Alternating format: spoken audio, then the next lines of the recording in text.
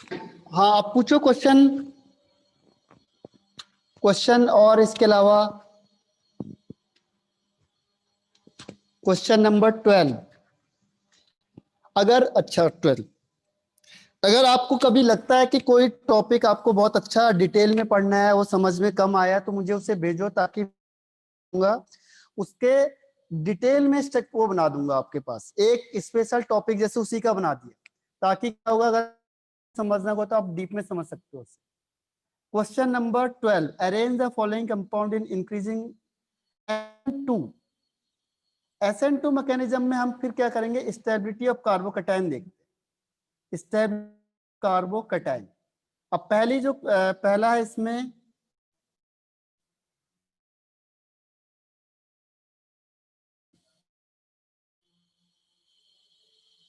अब कैटायन कहां पे बनेगा, जहां पे कोई आयोडीन ग्रुप है से निकलता है, क्योंकि वो लीविंग ग्रुप होता है, अच्छा वो निकलना चाहता, बाय बाय बाय, वो जल्दी निकलता है। अब देखो, इन तीन केस हो गए आपके पास, ठीक है।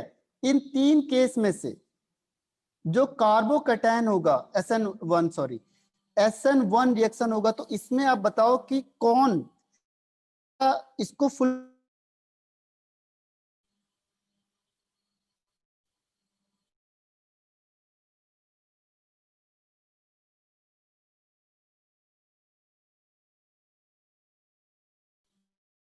1 होगा। पहले वाले केस में रेजोनेंस कैसे, देखो पेयर है ऑक्सीजन के पास, तो ये कैसे हो गया आपके पास, कॉन्जुगेटेड में हो गया। देखो, प्लस बॉन्ड, फिर डबल बॉन्ड, फिर बॉन्ड, फिर लोन पेयर, फिर बॉन्ड, फिर लोन, सॉरी ये बॉन्ड, तो ये आपस में कॉन्जुगेशन हो गया ना। इसमें बहुत बढ़िया रेजोनेंस हो रहा है, इसमें पूरा का पूरा रेजोनेंस हो रहा है। अभी भी आपको कंपेयर रेजोनेंस इसमें हो रहा है। इसके बाद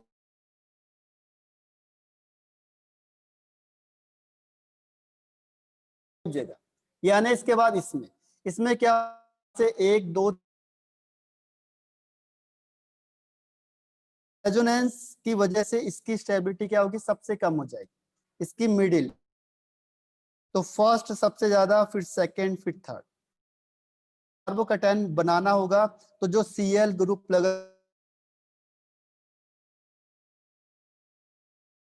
आपके पास मैक्सिमम केस में ClBr वगैरह ही दिया होता है। बाहर निकालो, उसको बाहर निकालने के बाद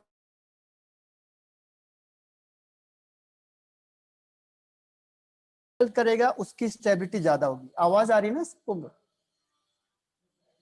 आ रहा है समझ में कि नहीं आ रहा है? दोबारा बताना है इससे क्या,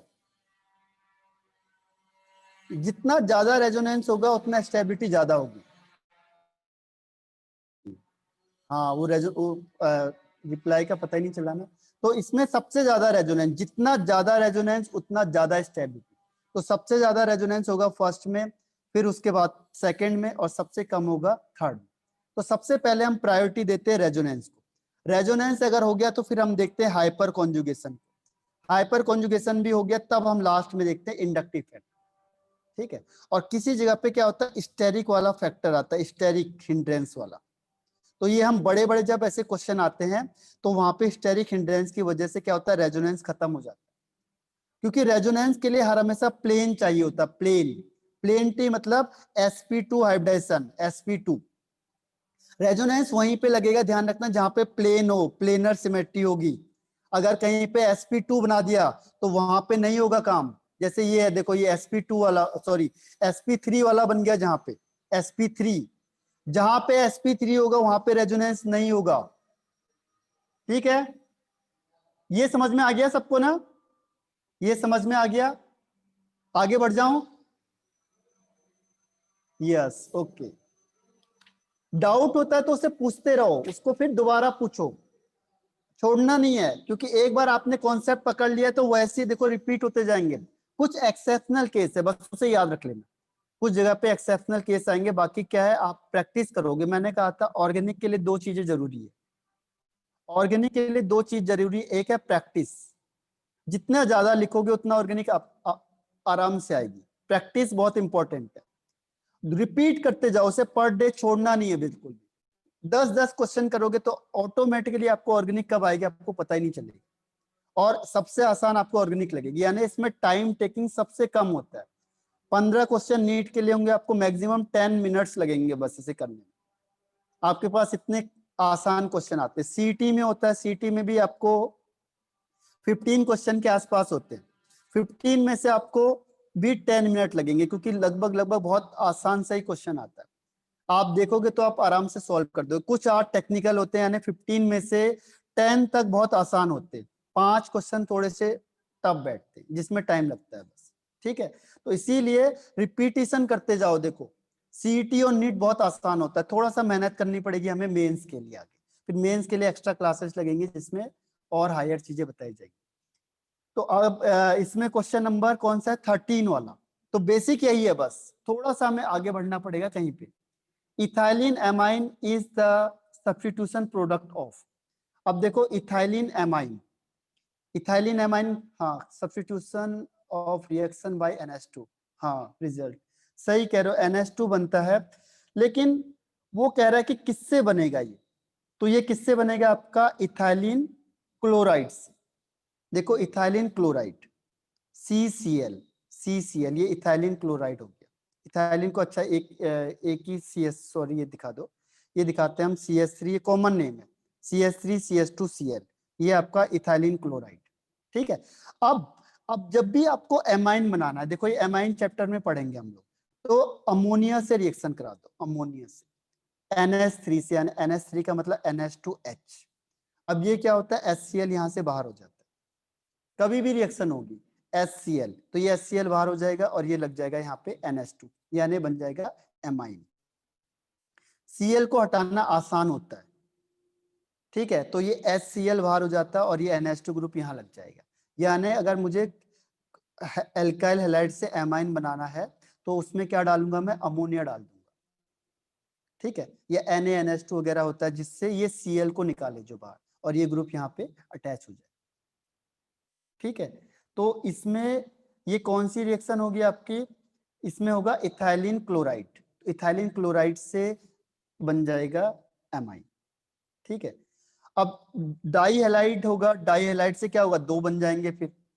ठीक है, डाई हैलाइड को, जैम का मतलब होता है एक ही जगह पे 2 Cl लग गए, तो इसमें क्या बनेगा, इसमें सेकेंडरी बन जाएगा, इसमें सेकेंडरी बन जाएगा। देखो यहाँ पे मैंने लिखा जैम का मतलब डाई हैलाइड, आप NH3 ग्रुप लाए, NH3 क्या करेगा, HCl बाहर निकलेगा, NH2 लग गया यहाँ पे, तो ये बन गया आपका NH2।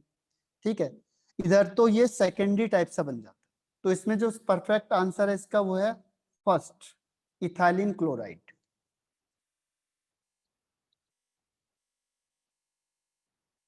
तो कुछ याद रखनी पड़ेगी, HCl के साथ, Cl के साथ बहुत सारे केस हैं। Cl के साथ आप OH ला सकते हो, CH के साथ आप CN ला सकते हो, Cl के साथ देखो Cl को रिप्लेस करके कितनी चीजें आ सकती है।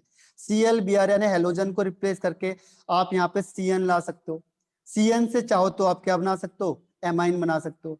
दूसरा यहाँ पे इसकी जगह पे OH ला सकते हैं, इसकी जगह पे हम क्या ला सकते हैं, NH2 ला सकते हैं, NO2 ला सकते हैं, बहुत सारी चीजें इससे रिप्लेस हो जाती है। अब क्वेश्चन नंबर 14 देखो, 14 में आता है SN2 मैकेनिज्म। SN मैकेनिज्म किस पे डिपेंड करता है, स्टेरिक हिंड्रेंस पे। SN2 का मेन फैक्टर है स्टेरिक हिंड्रेंस, क्योंकि अगर आप वहां पहुंच ही नहीं पाओगे तो फिर क्या होगा, रिएक्शन हो नहीं पाएगी। तो SN2 के लिए स्टेरिक हिंड्रेंस, और स्टेरिक हिंड्रेंस प्राइमरी में सबसे कम होता है, फिर सेकेंडरी में, फिर टर्सरी। अब इसके अलावा मैंने एक और चीज बताई थी आपको कि स्टेबिलिटी ऑफ क्या होना चाहिए, ट्रांजिशन स्टेट। अगर ट्रांजिशन स्टेट स्टेबल हो रहा है तो भी क्या होगा, वो फास्ट होगा। तो यहाँ पे देखो जो क्वेश्चन है आपके पास, उसमें सबसे ज्यादा कौन होगा, सबसे ज्यादा यहाँ पे पहले लिखा है यहाँ पे CH3Cl, उसके बाद लिखा है दूसरा CH3C double bond O CH2। ठीक है, हाँ दिव्यांग अभी मैं बता देता हूं आपको। उसके बाद है, एक मिनट है, से अलग पेपर देता हूं। पहले में देखो SN2 मैकेनिज्म का मतलब क्या होगा, कि स्टेरिक हिंड्रेंस जो ये कार्बन है उस पे कौन जल्दी अटैक करता है, इस कार्बन पे बस, और इसके जगह पे यहाँ पे देखो 1 H 2 H 3 H लगा हुआ। दूसरी कंडीशन में क्या है, देखो CH3C double bond O CH। अब इस कार्बन पे देखना है कितनी जल्दी अटैक होता है। तीसरी, ये स्टार बना दिया मैंने। तीसरी कंडीशन में क्या होगा, देखो CH3CH CH3CH यहाँ पे बना दिया मैंने स्टार। और चौथी कंडीशन में मैंने बना दिया CH3CH2 स्टार। अब इन चारों में से आपको कौन सा लगता है जल्दी होगा, इन चारों में से कौन सा जल्दी होगा, बता सकता है कोई? 2 वाले में, हाँ वेरी गुड 2। इसमें देखो मैंने आपको उस समय भी बताया था कि जब भी आप ट्रांजिशन स्टेट को देखोगे, ट्रांजिशन स्टेट, हाँ ये इलेक्ट्रॉन विड्रॉइंग ग्रुप है, ये उस समय मैंने आपको बताया था इलेक्ट्रॉन विड्रॉइंग ग्रुप होगा तो वो ज्यादा इफेक्टिव हो जाएगा प्राइमरी से भी। ये आपको जब मैंने SN2 मैकेनिज्म बताई थी, देखो उसमें बताया था कि हमें प्राइमरी सेकेंडरी टर्सरी से ज्यादा प्रेफरेंस किसको देना है, कि अगर जो ट्रांजिशन स्टेट होती है उसको ज्यादा प्रेफरेंस देते हैं। स्टेरिक हिंड्रेंस से भी ज्यादा प्रेफरेंस हम देते हैं कि जो ट्रांजिशन स्टेट की स्टेबिलिटी होती है। और जितना स्ट्रॉन्ग विड्रॉइंग ग्रुप होगा तो हम स्टेरिक हिंड्रेंस को भी भूल जाते हैं और इसको डिग्री को भी भूल जाते हैं। तो यहाँ पे ये सबसे ज्यादा हो जाएगा, तो इसीलिए 2 है जो सबसे फास्ट होगा। उसके बाद देखो इसमें कोई इसके बाद तो कोई फैक्टर आता नहीं है, उसके बाद तो हम प्राइमरी सेकेंडरी टर्सरी देखेंगे क्योंकि CH ये सब, तब आप प्राइमरी सेकेंडरी टर्सरी देख सकते हो। तो इसमें से कौन होगा फिर, इसमें से कौन आएगा फिर इसके बाद, फिर ये बहुत ज्यादा प्राइमरी है फर्स्ट, फिर इन दोनों में से कौन होगा, इन दोनों में से कौन आएगा, 4, हाँ, और लास्ट 3।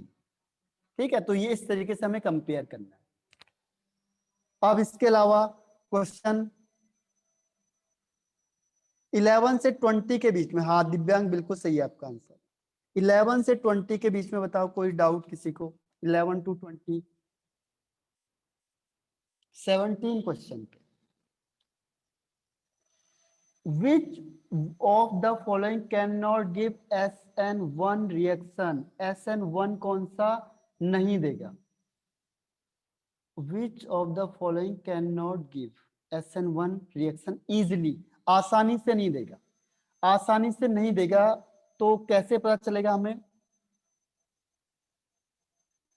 इसमें एक चीज और फैक्टर आ जाता है, देखो आपने एक पढ़ा होगा, ये थोड़ा सा एक्सेप्शनल केस होते हैं। देखो यहाँ पे आता है, एक होता है एरोमेटिक कंपाउंड, ठीक है, एक होता है non aromatic compound, non aromatic compound, और एक होता है एंटी एरोमेटिक कंपाउंड। हाँ दिव्यांग बिल्कुल सही है, क्योंकि एक होता है एंटी एरोमेटिक कंपाउंड। तो जब भी ऐसी सिचुएशन आती है तो उसमें क्या होता है, जो दुनिया में एंटी एरोमेटिक कंपाउंड के बराबर अनस्टेबल कोई नहीं होता। अगर कहीं पे कोई भी एंटी एरोमेटिक कंपाउंड बन गया तो इसके बराबर अनस्टेबल कोई नहीं है। और सबसे ज्यादा स्टेबल कौन होता है? Aromatic compound. अगर कोई एरोमेटिक कंपाउंड बनेगा तो सबसे ज्यादा स्टेबल होता है, और सबसे ज्यादा अनस्टेबल होता है एंटी एरोमेटिक कंपाउंड। तो यहाँ पे जो थर्ड वाला केस होता है, जैसे हम इसको क्या करेंगे, कार्बोकैटायन बनाएंगे SN1 में, तो ये एंटी एरोमेटिक कंपाउंड को फॉलो करेगा। तो इसकी वजह से क्या होता है, इसका जो स्टेबिलिटी होती है वो हाईली अनस्टेबल हो जाती है। ठीक है, तो इसी वजह से ये फॉलो नहीं करेगा। तो सारा कॉन्सेप्ट का स्टेबिलिटी के बेस पे, जो ज्यादा स्टेबल होगा तो रिएक्शन जल्दी हो जाएगी, अगर स्टेबिलिटी कम हो रही है तो रिएक्शन होगी नहीं। कौन चाहेगा कि वो पहले सही था बाद में अनस्टेबल बन जाए? तो अगर आपको अनस्टेबल बनाना है तो उसके लिए फिर टेम्परेचर प्रेशर हाई देना पड़ेगा। जैसे हमने कहा था कि एरोमेटिक के लिए आप टेम्परेचर हाई दो, प्रेशर हाई करो, रिएजेंट लगाओ, तब जाके रिएक्शन होगी। अदरवाइज नॉर्मल कंडीशन में क्या होगा, वो रिएक्शन पॉसिबल नहीं होगी। तो ये एंटी एरोमेटिक होने की वजह से क्या होता है, थर्ड वाला ऑप्शन, इसमें ये हाईली अनस्टेबल होता है और ये रिएक्शन पॉसिबल नहीं। इसके अलावा क्वेश्चन नंबर 11 से 20 के बीच में, 11 to 20, 15 क्वेश्चन। 15 है आपका oxidation of CaCl3 by air and light, ठीक है, बाय एडिंग। ऑक्सीडेशन अगर आप करते हो हेलोजन कंपाउंड का या इसका क्या नाम है इसका, ये आपके पास आ गया। ऑक्सीडेशन का मतलब क्या होता है, हमने क्या करना है, इसको ऑक्सीजन प्रोवाइड कराना है। देखो इससे एक गैस बनती है, वो बनती है फॉस्जीन गैस, CO, अभी आपने देखा होगा Cl2 गैस बनती है अगर हम इसका ऑक्सीडेशन कराते हैं, एयर की प्रेजेंस में ऑक्सीडेशन होता है, ठीक है। तो एयर की प्रेजेंस में अगर इसका ऑक्सीडेशन होगा तो इसमें क्या होता है, फॉस्जीन गैस बनती है और ये बहुत ज्यादा पॉइजनस होती है। आपने देखा होगा लाइट और एयर की प्रेजेंस में जो क्लोरोफॉर्म होता है वो कौन सी गैस को बनाता है, फॉस्जीन गैस को बनाता है। और फॉस्जीन गैस को बनाएगा तो क्या होता है, जो बहुत ज्यादा हार्मफुल होता है। तो इसमें ये पूछा उसने कि the oxidation of CaCl3 by air and light is prevented by, उसे रोकना है हमें, मतलब मुझे इसको इसमें ऐड ही नहीं होने देना, ठीक है। अगर ये इसके साथ रिएक्शन करेगा तब तो क्या होगा, रिएक्शन होगी, यानी मुझे इसको प्रोटेक्ट करना है। तो प्रोटेक्ट करने के लिए हमें कौन सी चीज को इसमें मिलाना पड़ेगा, ठीक है। तो इसमें जैसे आपने देखा होगा कि जो आपका सोडियम मेटल होता है, इसको हम केरोसिन तेल वगैरह में रखते हैं उसको इनर्ट करने के लिए, यानी उस कंडीशन में वो रिएक्शन नहीं करेगा, ठीक है। तो यहाँ पे क्या होता है कि ये अगर आप इसे वाटर में लाओगे सोडियम को, तो वाटर की प्रेजेंस में बर्न हो जाता है। आपको पता होगा कि जो पानी में आग लगा सकते हैं, पानी में अगर आप सोडियम मेटल को डालो तो ये बर्निंग करने लगेगा, जलने लगेगा। ये मैजिक भी दिखाते हैं कई लोग कि पानी में आग लगा दिया, तो उसमें क्या होता है, सोडियम मेटल के साथ अगर हम वाटर को डालेंगे, सोडियम में हम वाटर को डॉप करेंगे तो क्या होगा, ये अनरिएक्टिव बन जाता है। केरोसिन में डालेंगे तो अनरिएक्टिव बन जाता है और वाटर के साथ इसकी कोऑर्डिनेशन अच्छी होती है और ये बर्निंग करने लगता है, यानी बहुत जल्दी रिएक्शन होती है और यहाँ पे आपको आग लगते हुए दिखेगा, पानी में आग लग रही है। तो ऐसे क्या होता है, जो क्लोरोफॉर्म होता है आप चाहते हो कि इसमें ऑक्सीडेशन ना हो, ऑक्सीडेशन को प्रिवेंट करने के लिए इसमें हम मिलाते हैं एथेनॉल। वैसे जनरली जितने भी एथेनॉल होते हैं वो पॉइजनस होते हैं, लेकिन केवल एक एथेनॉल को छोड़ के सॉरी एक अल्कोहल को छोड़ के, वो है आपका एथेनॉल। ये एथेनॉल होता है, ये पॉइजनस नहीं होता है। बाकी जितने के जितने एथेनॉल होते हैं आपके पास सारे पॉइजनस होते हैं। आपने सुना होगा कि कई लोग दारू या जो पी के ड्रिंक करके क्या होते हैं, कई बार डैमेज हो जाता है उनको। उनका रीजन क्या होता है कि उसमें मेथेनॉल भी मिला होता है और मेथेनॉल पॉइजनस होता है। तो मेथेनॉल पॉइजनस होता है, जनरली अल्कोहल पॉइजनस होता है एथेनॉल को, तो ये ड्रिंकिंग के काम आता, बाकी नहीं आता। तो एज ए सॉल्वेंट भी इसे वर्क करते हैं, तो हम इसको इसमें मिक्स करेंगे तो ये क्या होता है, अनरिएक्टिव का काम करेगा। ये ऑक्सीजन के प्रिवेंट में नहीं आता है और वहां पे ये इस फॉस्जीन गैस को नहीं बनाएगा, जिससे हम सेफ रह सकते हैं, ठीक है। तो इसका आंसर है मिथाइल ये इथाइल एल्कोहल। 21 क्वेश्चन, 21 क्वेश्चन में आता है विच रिएक्शन इस proceed faster with NaI in DMSO। देखो इसमें सॉल्वेंट का रोल होता है, DMSO डाई मिथाइल, ये सल्फो ऑक्सीड, ये कौन सा होता है, ये आपको बताया था मैंने, ये होता है polar aprotic solvent, polar aprotic solvent होता है। हाँ, SN2 मैकेनिज्म को फॉलो करता है, ठीक है। पोलर एप्रोटिक सॉल्वेंट के लिए बताया था मैंने, ये एप्रोटिक होता है, ठीक है। और NaI के साथ देखो एक्चुअल में क्या होता है, पोलर एप्रोटिक हम इसलिए लेते हैं क्योंकि आयोडीन का जो करेक्टर होता है कोवलेंट करेक्टर ज्यादा होता है, कोवलेंट करेक्टर ज्यादा होता है। इसको आपने उसमें देखा होगा फिंकलस्टीन में, फिंकलस्टीन में हम इसे यूज करते हैं किसके लिए, एक्सचेंज करने के लिए। एक्सचेंज करने के लिए क्यों करते हैं, क्योंकि इसके प्रेसिपिटेट बना देते हैं। ये ज्यादातर आयनिक को प्रेफरेंस देते हैं, जबकि आयोडीन होता है जो वो कोवलेंट को प्रेफरेंस देता है। और कोवलेंट में हम उस कंपाउंड को डालेंगे जो कोवलेंट को सपोर्ट करता है, आयनिक को सपोर्ट नहीं करता। हाइड्रोजन एटम एक्सचेंज करने के लिए, हाँ, हेलोजन को एक्सचेंज करने के लिए। तो हम क्या करते हैं कि इसको सपोर्ट करे, जो इनको सपोर्ट ना करे, इसीलिए ये क्या करता है, तुरंत हेलोजिनेशन रिएक्शन कर देता है, ठीक है।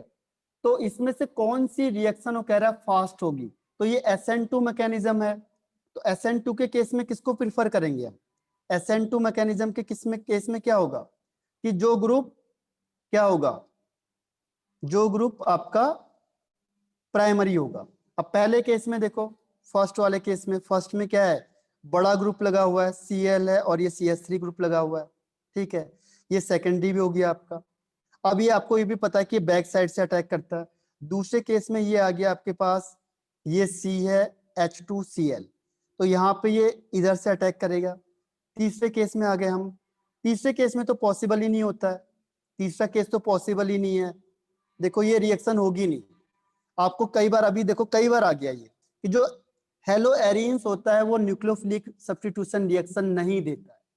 ध्यान रखना, रीजन क्या है, रेजोनेंस का। देखो कई बार ये पॉइंट आ चुके हैं, अगर आप एक दो बार भी पढ़ते चले गए ना तो ये याद हो जाएंगे आपको। रेजोनेंस फैक्टर है इसमें, ये बॉन्ड स्ट्रॉन्ग होता है, sp2 हाइब्रिडाइजेशन होता है यहाँ पे, ठीक है, तो ये तो रिएक्शन देगा नहीं। चौथा केस है यहाँ पे CH2Cl। तो अब ये दोनों प्राइमरी, अब इन दोनों में कॉम्पिटिशन होगा। तो कॉम्पिटिशन के बाद हम क्या देखते हैं, स्टेबिलिटी को देखते हैं। तो कौन ज्यादा स्टेबल होगा, एरोमेटिक वाला स्टेबल ज्यादा होता है, ठीक है, तो इसीलिए इसको हम प्रेफरेंस करेंगे। तो ये वाला जो रिएक्शन है आपका एरोमेटिक वाला वो ज्यादा होगा, second will give up easily. हाँ मैथिली सही कहा, सेकंड वाला जल्दी करेगा, इस Cl को जल्दी निकालेगा बिकॉज ऑफ स्टेबिलिटी। तो सारा का सारी रिएक्शन मेन स्टेबिलिटी पे डिपेंड करती है। जो अनस्टेबल बनेगा वो रिएक्शन होगी नहीं, और जो जिसकी स्टेबिलिटी टूटने के बाद ज्यादा हो रही तो बहुत जल्दी बन जाएगी, ठीक है। तो इसका आंसर हो गया सेकंड वाला। और इसका रीजन अगर पूछा जाता है तो जो ट्रांजिशन स्टेट होता है उसकी स्टेबिलिटी को देखते हैं कि इसकी स्टेबिलिटी सबसे ज्यादा होगी, जो ट्रांजिशन स्टेट है। फास्ट रिएक्शन नहीं करता का मतलब ये हुआ कि स्टेबल ज्यादा होगा तो ये जल्दी Cl को निकाल के, स्टेबल ये थोड़ी था पहले, ये Cl को निकालने के बाद जो कॉन्फ़िगरेशन बना वो सबसे ज्यादा स्टेबल, तभी तो निकालना चाहेगा Cl को। Cl को निकाल के जो बना वो ज्यादा स्टेबल है इनके कंपैरिजन। मतलब Cl तो निकालना ही है सबने, लेकिन Cl निकालने के बाद हम देखेंगे कौन ज्यादा स्टेबल बन जाए, तो Cl निकालने के बाद ये ज्यादा स्टेबल बनेगा, इसीलिए इसकी रिएक्शन फास्ट हो। और अब 21 से 30 तक 28 क्वेश्चन, 28 क्वेश्चन में आपको देखो KCN दे दिया, फिर आपको उन्होंने आपको KCN दे दिया, और KCN से मैंने आपको बताया बहुत सारी रिएक्शंस होती है CN की रिएक्शन हम पढ़ते हैं एमाइन वाले चैप्टर में, ठीक है। अभी पहले 28 बता देता हूँ फिर 23 बताऊंगा। 28 में देखो क्या है, C2H5Cl और KCN। मैंने कहा आपको KCN की बिल्कुल बनती नहीं है Cl से, ये जहां पे भी KCN लगा दो आप, जो Cl दिखेगा आपको, Cl दिखेगा, Br दिखेगा, N दिखेगा, इससे बाहर निकाल दो। इन दोनों की आपस में बिल्कुल नहीं बनती, तो ये बन जाएगा C2H5Cl। एक C बढ़ाने के लिए हम CN को यूज करते हैं जनरल। अब जब आप इसका हाइड्रोलाइसिस करते हो तो ये रिएक्शन आगे आती है, इसका एसिड बन जाएगा। अभी याद कर लो, मैकेनिज्म में आगे बताऊंगा आपको एसिड वाले चैप्टर में, कि जब भी आप CN को हाइड्रोलाइसिस करोगे वाटर के प्रेजेंस में, तो CN जहां पे भी होगा वो एसिड में कन्वर्ट हो जाता है। बाकी NH2 NH3 बाहर निकल जाता है, इसके साथ मिलके NH3 गैस निकलेगी, लेकिन ये आपका एसिड बन जाता है। तो ये देखो क्या बन गया, ये मैकेनिज्म में भी काम आता है कि क्लोरो इथेन से प्रोपेनोइक एसिड बन गया। तो हम क्या करते हैं, सबसे एक कार्बन बढ़ाना है तो हम CN ले आते हैं, CN बढ़ाने के बाद CN से आप कोई भी कंपाउंड बना सकते हो। तो एसिड बनाना होगा तो आप H3O+ डाल दो, या कई बार बुक में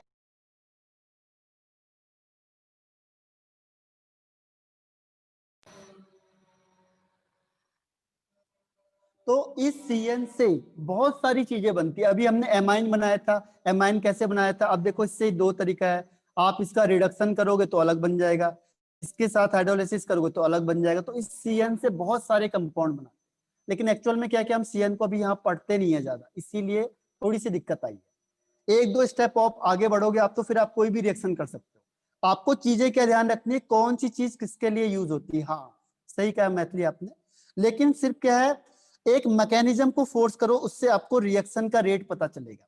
मैकेनिज्म मतलब जो चीज बन रही है। हाँ तो ऑप्शन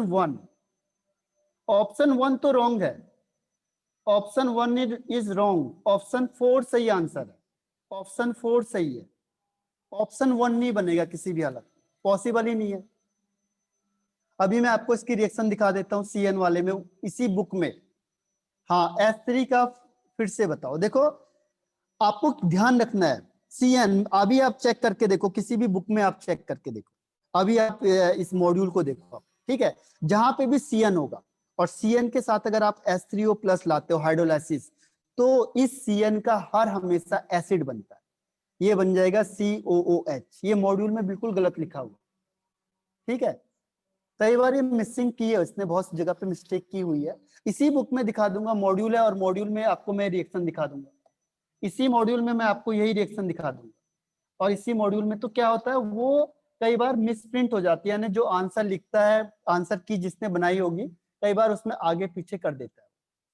अब एक आपको मैं स्क्रीनशॉट देता हूँ, इसी रिएक्शन को मैं दिखा देता हूँ, वो इसी रिएक्शन को जहां पे भी CN होगा ध्यान रखना H3O प्लस आएगा तो उसका एसिड बन जाता है, और इसको हम कन्वर्जन में यूज करते हैं। कन्वर्जन में जैसे कई बार क्या होता है, देखो यहाँ पे लिखा उसने मिथेन, मिथेन से मुझे बनाना एथेनोइक एसिड, अभी आपको मैं क्या कराऊंगा, कन्वर्जन ही कराऊंगा, जिससे सब कुछ इंक्लूड हो जाएगा। तो मिथेन का मतलब CH4 मतलब CH, और इससे मुझे एक C बढ़ा के ओइक एसिड बनाना है। तो इसका सिंपल तरीका क्या है, मुझे H को हटा के COH ग्रुप लाना है। हाँ ये अगले चैप्टर में आएगा, हाँ ये सारे ये अगले चैप्टर में है इसकी पूरी डिटेल, ठीक है। तो बस 3 या 4 डेज के अंदर आप पहले, आपका फर्स्ट काम क्या है, देखो फर्स्ट काम क्या है, आप पूरे के पूरे नोट्स को कंप्लीट कर दो बस 3 डेज के अंदर, 3 या 4 डेज में मैं आपको सारे चैप्टर के नोट्स प्रोवाइड करा दूंगा। तो पहला स्टेप आपको क्या करना है कि मीटिंग का भी देखना पड़ेगा कितना टाइम बचा हुआ है, पहले स्टेप में आपको सारे नोट्स कंप्लीट कर दो लिख के। आप जितना नोट्स करोगे कंप्लीट, फिर मैं आपको उसको प्रैक्टिस कराते जाऊंगा। देखो आप 10 बार किसी चीज को सुनोगे करोगे तो क्या होगा, लर्न हो जाएगी चीजें। तो पहला स्टेप आप ये मत देखो मार्क्स कम आए, या ये मत देखो अभी लिखने का काम, नोट्स पूरे कंप्लीट कर दो लिखते हुए 1 टाइम्स 2 टाइम्स। उसके बाद जैसे हम इसको रिवीजन में आएंगे तो तुम्हें सब कुछ लर्न हो जाएगा इसका, कोई भी कंपाउंड देंगे किसी को भी आप किसी में बना सकते, ठीक है। अब क्वेश्चन नंबर और पूछना, 10 मिनट बचे, अब यहाँ से 10 मिनट बचे हुए हैं, आप रिज्वाइन जिस है, या थोड़ा टाइम लोगे तो आप आधा 1 घंटा, जब भी आपको सहूलियत है तो उसके बाद बताना कि मुझे हमें बताओ इसे फिर, ठीक है। 33 क्वेश्चन, ओके 33। 33 में क्या होता है, देखो ये रिएक्शन आ गई CH3H CH3 और Br। अब मैं इसको ले आया NaOH को, ठीक है, DMSO के साथ, DMSO के साथ लाया तो इसमें क्या होता है, यहाँ पे SN2 मैकेनिज्म होगा, SN2 मैकेनिज्म, क्योंकि इसमें कौन सा है, DMSO है, यानी पोलर एप्रोटिक सॉल्वेंट है, तो DMSO के थ्रू SN2 मैकेनिज्म होगा।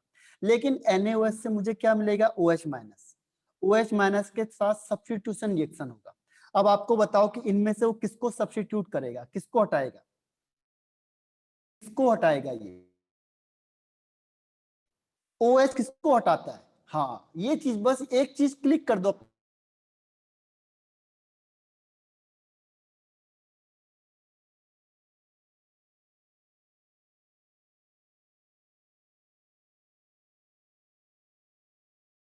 करेगा फ्रंट से करेगा या बैक से, अटैक कहां से करेगा। अब आपको पता चल गया मुझे Br हटाना है, वहां पे OH लाना है, लेकिन अब ये फ्रंट में आएगा या बैक में आएगा, बैक में, हाँ वेरी गुड। बस जहां पे स्टीरियो का कॉन्सेप्ट आएगा वहां पे हम स्टीरियो के टर्म्स में देखेंगे, तो OH को यहाँ लगा दो, H को यहाँ लगा दो, बाकी पे नहीं छेड़ता हो कुछ भी, बाकी को हाथ भी नहीं लगाता हो, क्योंकि बाकी खतरनाक है। तो केवल किसको हटाएगा वो, Br को हटाएगा और पीछे से अटैक करेगा, ये कंपाउंड बन गया आपका। आया समझ में, इसीलिए मैंने कहा आपको बस छोटी छोटी चीजें याद करो और उसको हम अप्लाई करना आगे, जब हम क्वेश्चन आंसर करेंगे तो क्या होगा, आसान लगेगा आपको, टफ नहीं है कोई चीज, प्रैक्टिस इज मोर इंपॉर्टेंट। इसके अलावा 40 तक कोई भी क्वेश्चन हो, 34 क्वेश्चन, 34 क्वेश्चन का भी वही हाल है, 34 क्वेश्चन का भी वही हाल है। सेम देखो, ये OH मैंने लिख दिया, H लिख दिया, CH3 लिख दिया और ये लिख दिया C2H5। अभी मैंने आपको बताया था PCl5 की किससे दुश्मनी है, PCl5 किससे दुश्मनी निकालेगा, बताओ इन चारों में से कौन है इसका सबसे बड़ा दुश्मन। हाँ वेरी गुड, सबसे पहले हमें वो टारगेट करना है जिसके साथ वो रिएक्शन करेगा ये। अब PCl5 कौन सी रिएक्शन देता है, SN1 देता है या SN2 देता है, SN1 या SN2 बताया था उसमें मैंने आपको। PCl3 PCl5 कौन सा देता है मैकेनिज्म, वो देगा हाँ SN2। बस तो आप समझ जाओ ये कहाँ जाएगा, Cl कहाँ जाएगा, बैक साइड में। बस बाकी को छेड़ता नहीं हो, बाकी को बिल्कुल हाथ नहीं लगाता, ठीक है। तो बाकी क्या होगा, जहां पे बैक साइड से आ गया और ऊपर नीचे सेम रहेगा, बाकी के साथ उसका कोई लेना देना नहीं। बस ये कंपाउंड बन गया आपका। जहां पे स्टीरियो का कॉन्सेप्ट आएगा वहां पे स्टीरियो का देखना पड़ेगा, जहां पे जनरल कॉन्सेप्ट है वहां पे हम जनरल देखते हैं, ठीक है, हम वैसे देखते हैं। लेकिन हमें देखना है कि स्पेस में अब इंपॉर्टेंट है ग्रुप कहाँ पे लग रहा है, उस केस में हम देखेंगे कि कहां से आना चाहिए। क्लियर हो गया। पर सर ऑप्शन में तो S और R दिया लिखा है, हाँ वो ऐसा होता है। वो रीजन क्या है, देखो S और R देने का रीजन क्या होता है कि हम लोग कंफ्यूज हो जाते हैं। कंफ्यूज कैसे, वो आपको और कंफ्यूज कर देता है। कंफ्यूज कैसे करेगा, देखो जैसे मैंने ये रिएक्शन लिख दी यहाँ पे, ठीक है, ये Cl मैंने H दिखा दिया, यहाँ पे मैंने दिखा दिया CH3 और ये दिखा दिया C2H5, लेकिन ये कुछ ऑप्शन में होगा ही नहीं, ये ऑप्शन में होगा ही नहीं। वो क्या करेगा, वो चालाकी करता है, वो इसको Cl यहाँ दिखा देगा, H यहाँ दिखा देगा, C2H5 यहाँ दिखा देगा और CH3 ये दिखा देगा, वो बोलेगा ये आंसर राइट है। अब आपको पता कैसे चलेगा कि ये आंसर राइट है या रॉन्ग है, क्योंकि हमने तो कहा था कि बैक साइड से आ रहा है। तो इसको पहचानने के लिए वो क्या करता है कि वो कहता है कि जो पहला कॉन्फ़िगरेशन उसमें चेक करो कि अगर पहला कॉन्फ़िगरेशन R होगा तो दूसरा क्या होगा, S होगा, वहां से क्लियर हो जाएगा। क्योंकि यहां से जरूरी नहीं है कि इतने सिंपल क्वेश्चन आएंगे कि आपको दिखा दिया जाएगा कि पीछे से आ गया, यहाँ से आ गया, ये जरूरी नहीं होता। ये आपको कंफ्यूज कर देगा, चारों तरफ डाल देगा, फिर आपको समझ में नहीं आएगा आंसर कौन सा होना चाहिए। तो फिर क्या करते हैं हम, RS कॉन्फ़िगरेशन चेक करते हैं कि अगर पहले वाला R हुआ तो इसको अगर इन्वर्स करेंगे तो दूसरा वाला S होगा जरूर, ठीक है। अगर पहले वाला S हुआ तो दूसरा R होगा, यानी ये कॉन्फ़िगरेशन चेंज हो जाएगा हर केस में। अगर SN2 होगा तो उसको सबसे बेस्ट करने का तरीका है R और S, क्योंकि वो आपको कंफ्यूज करता है कि बैक साइड से तो मैं ला रहा हूं लेकिन पता ही नहीं चलेगा कि बैक साइड कहां से आ रहा है। वो आपको 3D में दिखा देगा उसे। जैसे इस क्वेश्चन के आप नीट के जो 25 क्वेश्चन है उसमें उसने ऐसे ही दिया हुआ है आपको कंफ्यूज करने के लिए। तो वहां पे हमें पता नहीं चलेगा कि बैक साइड से कहां से आया ये। तो उसका सबसे बेस्ट तरीका क्या है कि पहले आप इसकी कॉन्फ़िगरेशन देखो, इसकी कॉन्फ़िगरेशन आपको R दिख रही है तो दूसरे की कॉन्फ़िगरेशन S होनी चाहिए।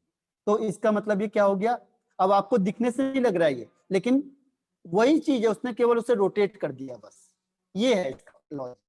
आपको RS से देखोगे तो आप कभी भी इसे गलत नहीं कर सकते, क्योंकि कॉम्पिटिटिव में इतना आसान नहीं पूछा जाता है। यही क्वेश्चन देखो, ये क्वेश्चन पूछा हुआ है आपका, यही क्वेश्चन पूछा हुआ है सेम, और ये है आपका क्वेश्चन नंबर 23 में। देखो ये क्वेश्चन यही पूछा हुआ है, देखो ये देखो, अब उसने 3D में दे दिया आपको। अब 3D में आप कंफ्यूज हो जाओगे एम्स का कि ये क्वेश्चन में SN2 मैकेनिज्म है, OH बैक साइड से आएगा, देखो इस Br को हटा के बैक साइड से आएगा, लेकिन अब आपको पता नहीं चलेगा बैक साइड से कहां से आ रहा है। ये तो सब एक जैसे दिख रहे हैं आपको, ये OH यहाँ दिखा दिया, ये OH यहाँ दिखा दिया, ये दिखा दिया, ये दिखा दिया, ठीक है। तो इस केस में हम क्या करते हैं कि R और S कॉन्फ़िगरेशन सबसे बेस्ट होता है। पहले हम इसकी RS कॉन्फ़िगरेशन निकालेंगे, फिर इसमें चेक करेंगे।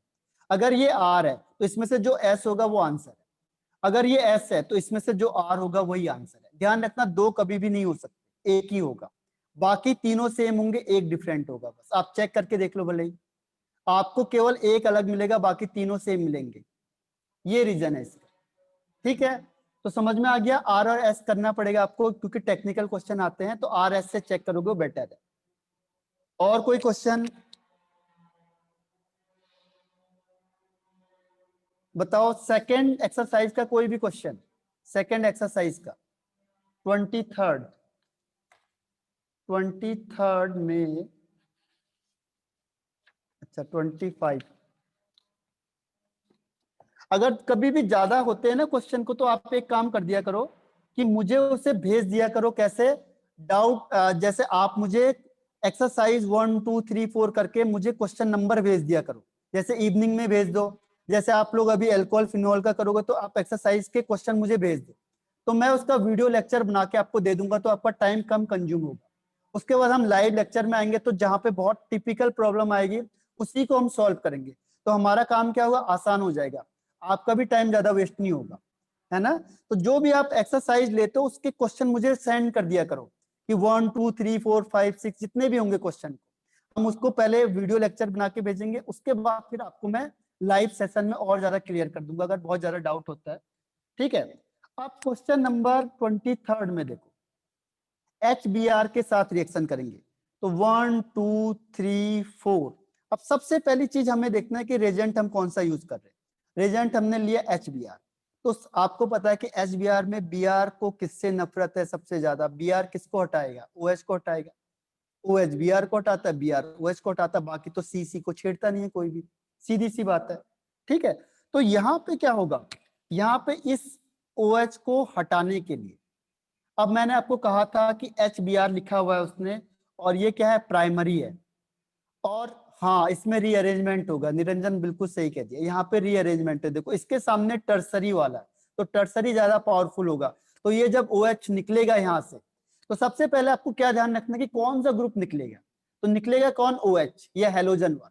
OH निकलेगा तो यहाँ प्लस चार्ज आ जाएगा, प्लस आएगा। लेकिन इसका जो पड़ोसी है वो ज्यादा क्या है? ज्यादा स्टेबल हो रहा है, ये ज्यादा स्टेबल है, टर्सरी वाला ज्यादा स्टेबल होता है।